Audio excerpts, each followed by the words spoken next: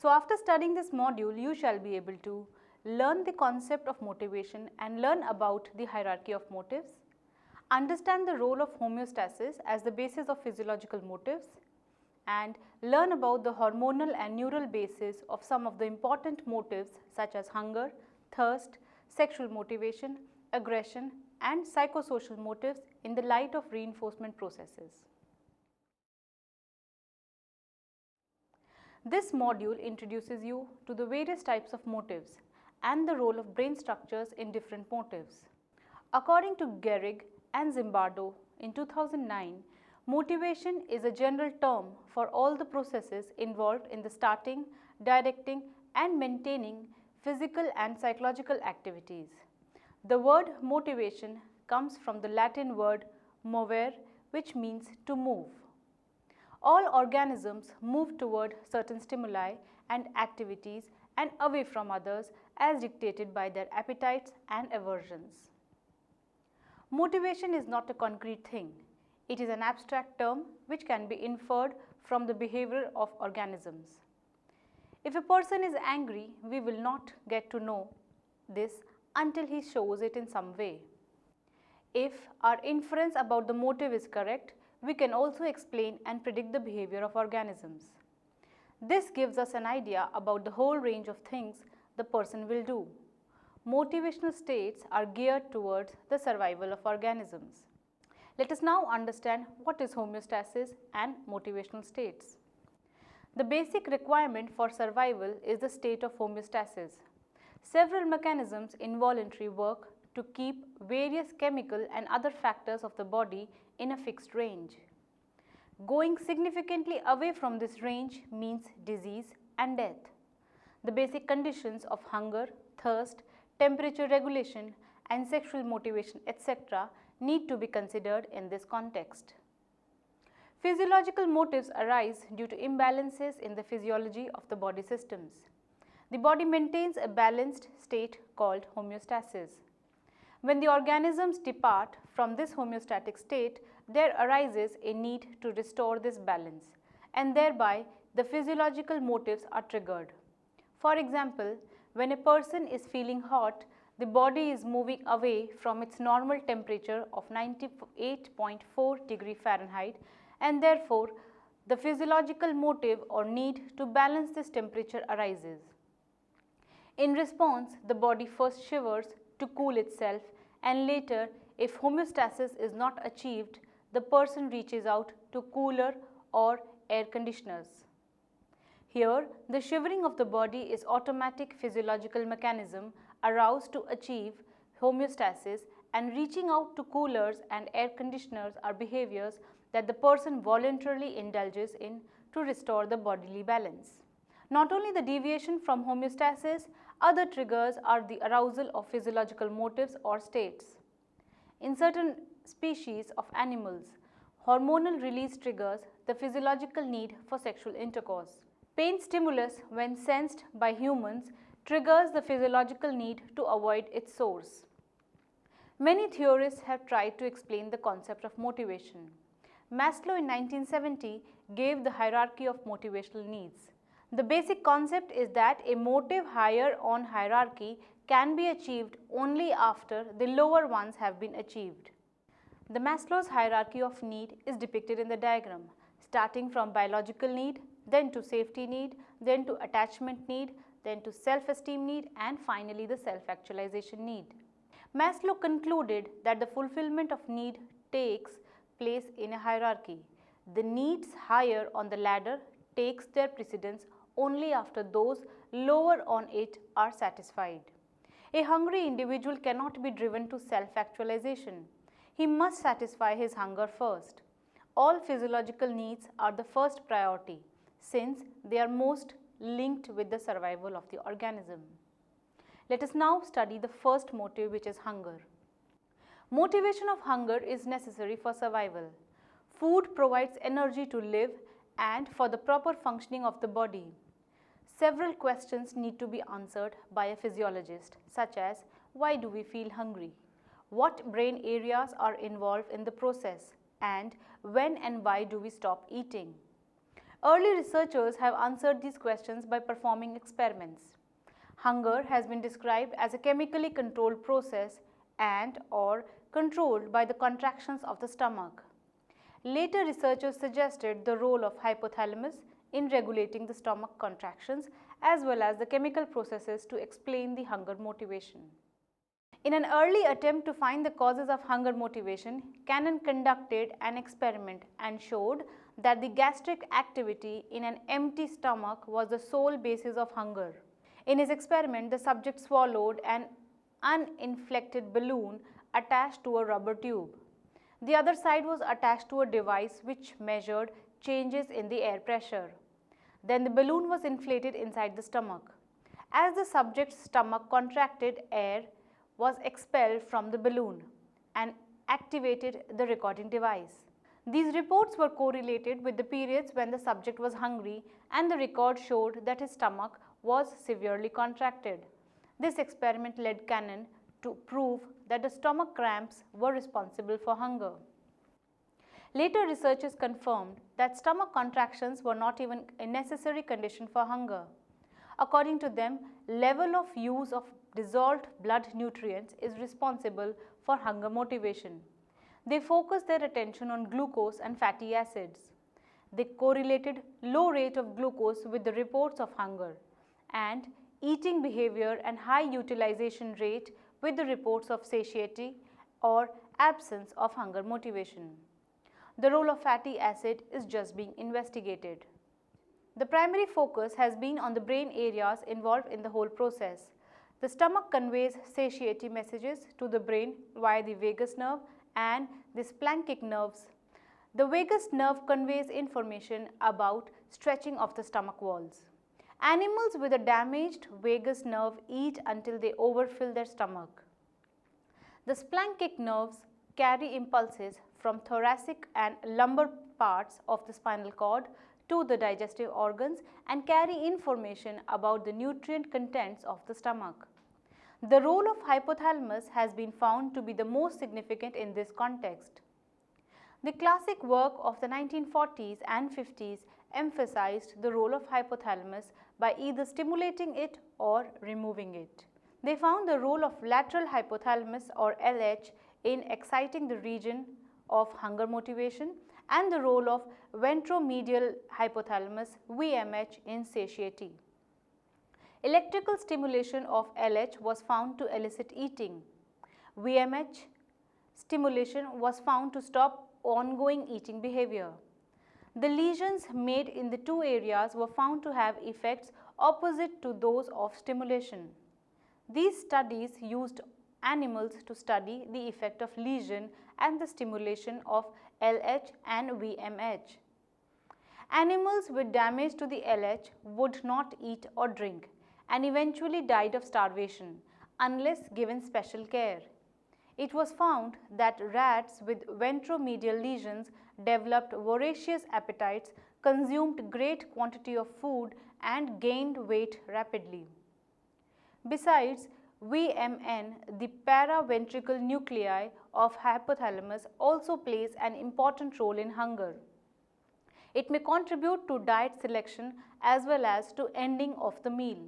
An injection of norepinephrine on PVN increases carbohydrate intake, whereas one of aldosterone or the neurotransmitter galanin will increase the fat intake. One complication in the interpretation of lateral hypothalamus as area controlling hunger is that in lesion studies, some dopamine controlling neurons also get damaged, which pass through the lateral hypothalamus. Such damage leads to the lack of arousal and active search for food, even though if given food, such animals may eat normally. The role of lateral hypothalamus in feeding behavior is multifaceted. First, axons from here extend to the nucleus of the tractus solitarius in the pons, which increases salivation and taste sensation. Second, it stimulates the forebrain structures, facilitating ingestion and swallowing. Thirdly, it stimulates the pancreas to release more of the insulin and digestive juices to facilitate the process of metabolism. According to Morgan and King in 1993, the results of these studies indicate that the LH is a feeding center, while the VMH is a satiety center. Recent studies have confirmed these findings, but have raised questions about the interpretation of the LH and the VMH as the only centers for the control of hunger drive. First, other brain areas such as amygdala play an important role in hunger and eating. Second, the LH and the VMH effects on eating are due wholly or in part to what happens in the nerve fiber pathways which pass through the lateral hypothalamic region or the ventromedial region. Third, at least some of the effects of the lateral hypothalamic lesions seem to be due not so much to a decrease in hunger motivation, to lower levels of arousal and general neglect of sensory inputs, but to the stimulation of other neural centers as well. The current view is that the classic hypothalamic centers may be more accurately considered to be parts of the brain systems involved in monitoring the body's fuel supplies, controlling metabolisms, and perceiving food-related stimuli. The role of the hormone CCK or cholecystokinin, which the duodenum releases and the brain uses as a neurotransmitter, has also been highlighted to end the meal-taking behavior or to indicate satiety. Introducing food into the duodenum releases CCK. When CCK is injected into the duodenum, the eating behavior of the animal is drastically reduced. Let us now come to the next motivation, that is thirst. Another basic motivation is thirst. Water is very essential for living. Water level as well as the chemicals present in water are necessary for homeostasis. The body has set up a very complicated mechanism to regulate its fluid level and drinking behavior. There are some hormones which help in regulating the body fluid level, like the antidiuretic hormone or ADH, but it cannot directly regulate thirst without the control mechanisms in the brain. Drinking occurs for many reasons. Most drinking occurs around meal time when stomach is stimulated by food. An increase in the osmotic pressure of the blood, which draws water out of the cells, causes osmotic thirst. Neurons in the organum vasculosum laminae terminals or OVLT, an area adjoining the third ventricle, detects changes in osmotic pressure and sends information to the hypothalamic areas responsible for vasopressin or an antidiuretic hormone and initiate drinking. There is another convincing cause of thirst motivation caused double depletion hypothesis. According to this hypothesis, thirst motivation and drinking are mainly triggered by two conditions of the body, that is, the loss of water from cells and reduction of blood volume. When water is lost with body fluids, it leaves the interior of the cells, thus dehydrating them. In the anterior hypothalamus, there are nerve cells called osmoreceptors which generate nerve impulses when they are dehydrated. These nerve impulses then act as a signal for thirst and drinking. The thirst triggered by the loss of water from the osmoreceptors is called cellular dehydration thirst. Loss of water from the blood also results in hypovolemia, that is, decrease in the volume of the blood. This results in the drop of blood pressure, which stimulates the kidneys to release an enzyme called renin. The renin, through a several step process, is involved in the formation of a substance known as angiotensin II that circulates in the blood and may trigger drinking. However, there are questions raised about the role of this hormone in drinking, as other mechanisms are also involved. The loss of blood volume causes hypovolemic thirst. Animals with such thirst drink more water containing solutes than pure water. The subfornical organ is especially important for detecting changes in blood volume and sending information to trigger hypovolemic thirst. The two stimuli for this thirst are baroreceptors and the hormone angiotensin II, which increase when blood pressure falls. They act synergistically. Loss of sodium salts from the body also triggers thirst because with salt one tends to lose water also. The hormones aldosterone and angiotensin too stimulate such cravings. Let us now understand what is sexual motivation. Like other motivation, sex is a physiological need and it strongly drives behavior to satisfy it when the animal is sexually stimulated. There are other aspects attached to sexual motivation other than physiology. Also, there are characteristics that separate sexual motivation from other types of motivations. First, sex is not necessary to maintain life of an individual, although it is necessary for the survival of species. Second, sexual behavior is not aroused by a lack of substances in the body. Third, in higher animals, sexual motivation is mainly due to sensory information from the environment, including incentives than are only physiological drives. Sex hormones in the body are the major physiological source of sexual arousal or motivation. The sex hormones are released by sex organs and adrenal gland. Hypothalamus, particularly the preoptic area, plays a major role in regulating the release of such hormones. The organization of hypothalamic structures and their role in the release of sex hormones is very complex. Female sex hormones are estrogens and male sex hormones are androgens. However, both these hormones are present both in the females and males. It is determined by the quantity of these hormones present in the body whether the person is male or female. Depending on the genes of the fetus, female sex organs, ovary or male sex organ, testis, develop in the fetus. Later, at the time of puberty, sex hormones are released greatly from the sex organs, which results in the development of secondary sexual characteristics. These secondary sexual characters differentiate between female and male, and also they act as external stimuli to trigger the sexual motivation in both. So this is clear that hypothalamus plays an important role in the regulation of sex hormones in both females and males. The hypothalamus controls the activity of the pituitary gland by nerve impulses and by releasing hormones. The pituitary in return secretes hormones that alter the activity of the sexual hormones. Sexual hormones also exert organizing influence on the other aspects of behavior.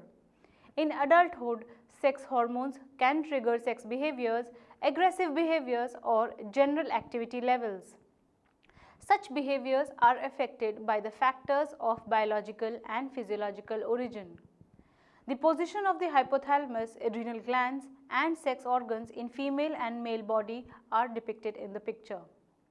Now, question arises is how actually organisms get motivated for sexual behavior, or does the increase in the hormonal level trigger sexual behavior?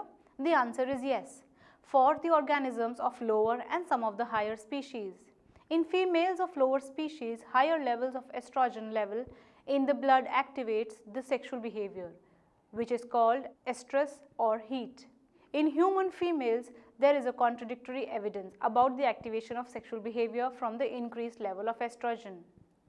Some studies have shown that the sexual behavior increases at the midpoint of the menstrual cycle, when the level of the estrogen is high. Other studies have shown that sexual behavior increases at the time just after the menstruation. However, some other studies have found that the sexual behavior decreases after the menopause when the level of estrogen decreases. These studies show that the level of estrogen and sexual behavior are related. In males of lower level species and humans, the activation process of sexual behavior is alike. There is clear evidence that the increased level of androgen and especially testosterone triggers the sexual behavior in males. The threshold level of testosterone is enough to activate sexual behavior in males. The level of estrogen above the threshold level does not activate the sexual behavior more and more. It is just a threshold level which is enough to activate sexual behavior. The increase in the amount of sex hormones just activates the urge of sexual behavior, but it is not a compulsory condition to indulge in sexual behavior. The actual sexual behavior is triggered by the presence of external stimuli. For example, the presence of sexual partner. There is still a lot of variation in the activation of the sexual behavior when the hormonal levels are appropriate.